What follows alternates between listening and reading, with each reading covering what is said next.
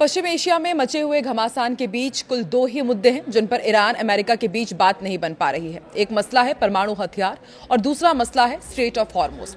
Iran Hormuz पर अपना control लेकर उससे पैसे कमाना चाहता है, लेकिन अमेरिका इसे टोल फ्री रखना चाहता है। और अब जो खबर आई है उसके मुताबिक ईरान हॉर्मुज पर कोई भी गुंडा टैक्स नहीं वसूल पाएगा। अमेरिका ने नई पाबंदी लगा दी है और कैसे इसके लपेटे में ओमान भी आ गया है, आइए जानते हैं। नमस्कार, मैं हूं आकांक्षा और आप देख रहे हैं न्यूज 18 का डिजिटल प्लेटफॉर्म। अमेरिकी राष्ट्रपति डोनाल्ड ट्रंप ने बड़ा बयान देते हुए कहा है कि अब ईरान के साथ शांति लगभग तय हो गई है। इसके साथ ही एक महत्वपूर्ण मसला स्ट्रेट ऑफ हॉर्मुज का है, जिसके खुलने का दावा भी ट्रंप बार बार करते आए हैं। अब सवाल यह है कि अगर स्ट्रेट ऑफ हॉर्मुज खुल भी जाता है तो क्या हालात पहले जैसे हो पाएंगे? क्या तेल की कीमतें हॉर्मुज खुलने के बाद गिरकर पहली वाली हो जाएंगी? इन सब सवालों का जवाब यह है कि मार्केट अब इन बयानों पर भरोसा करने को तैयार ही नहीं है।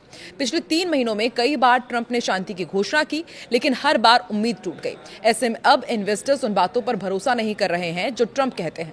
ईरान ने इस पूरे युद्ध में सैन्य रूप से काफी नुकसान उठाया, लेकिन उसने हॉर्मुज को अपना सबसे बड़ा हथियार बनाया। चाहे वो स्पीड बोट हो, माइंस हो, बेहतर ड्रोन, उनकी मदद से उसने टैंकर्स को भी रोक दिया। ऐसे में नतीजा ये हुआ कि दुनिया की लगभग 20% तेल आपूर्ति ठप हो गई और पूरी दुनिया में तेल के दाम आसमान छूने लगे।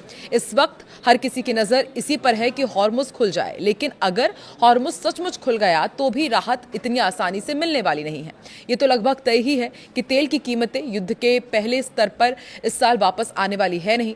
इसे हम 4 चरणों में देख सकते हैं। पहला चरण, रास्ता साफ करना आसान नहीं है। फारस की खाड़ी में करीब 166 टैंकर्स इस वक्त फंसे हुए हैं, जिनमें लगभग 17 करोड़ बैरल तेल भरा हुआ है। केपलर के lead oil analyst Matt Smith के अनुसार इन टैंकर्स को निकालना ही सबसे बड़ी चुनौती है। टैंकर बहुत धीरे चलते हैं, लगभग साइकिल की रफ्तार से, और खाली टैंकर्स को अंदर भेजकर तेल लोड करने और बाहर निकालने में काफी समय लग जाता है।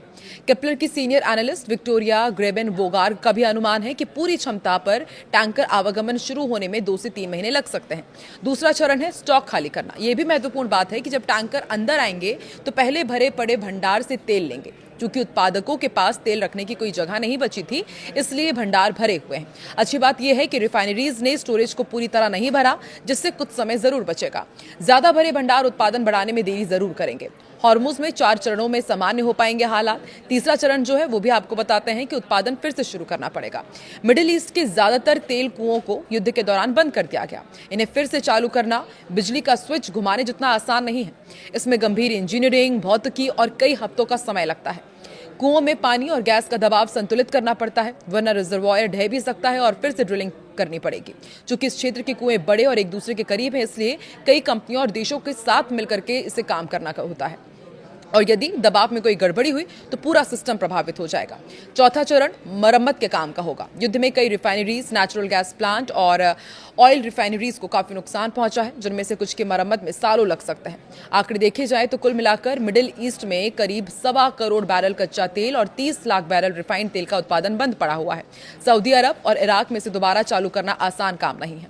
ट्रंप के शांति के दावों पर कितना यकीन करें, यह भी बहुत बड़ा सवाल है, क्योंकि ट्रंप कई बार शांति और डील के दावे कर चुके हैं। सिर्फ मई के महीने में ही डील को लेकर फेक दावे खूब हुए।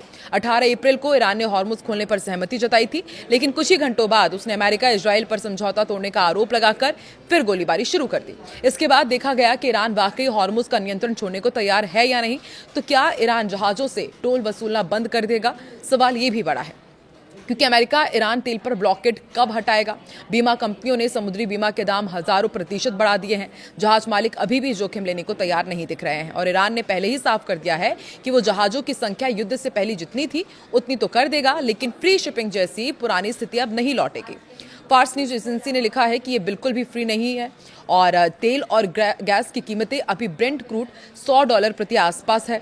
जेपी मॉर्गन के एनालिस्ट का अनुमान है कि अगर हॉर्मुज जून के शुरू में खुल गया तो साल के बाकी महीनों में औसत कीमत $97 तक जा पहुंचती है, और $60 प्रति बैरल के स्तर पर पहुंचने की उम्मीद साल 2032 तक नहीं दिखाई दे रही है।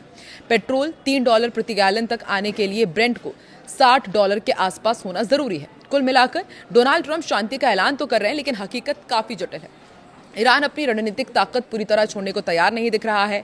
माइन साफ करना, जहाजों का भरोसा जीतना, बीमा दरों कम करना, उत्पादन शुरू करना, इन सब में कई महीने लगेंगे। अभी वैश्विक अर्थव्यवस्था को महंगे तेल का बोझ झेलना पड़ेगा। मान लेते हैं कि अगर शांति टिकी रही और उत्पादन तेजी से शुरू हुआ तो कीमतें कुछ कम हो सकती है, लेकिन इसमें भी बहुत सारी दिक्कतें हैं। सबसे बड़ी चीज तो विश्वास ही है, जो मार्केट में अब पैदा होता नजर नहीं आ रहा है। लेकिन ट्रंप बार बार दावा कर रहे हैं कि बहुत ही जल्द ईरान और अमेरिका के बीच सब कुछ ठीक हो जाएगा। देखना दिलचस्प होगा कि इस बार अमेरिका के राष्ट्रपति डोनाल्ड ट्रंप पर मार्केट कितना विश्वास करता है और वाकई दोनों देशों के बीच शांति हो पाती है या नहीं।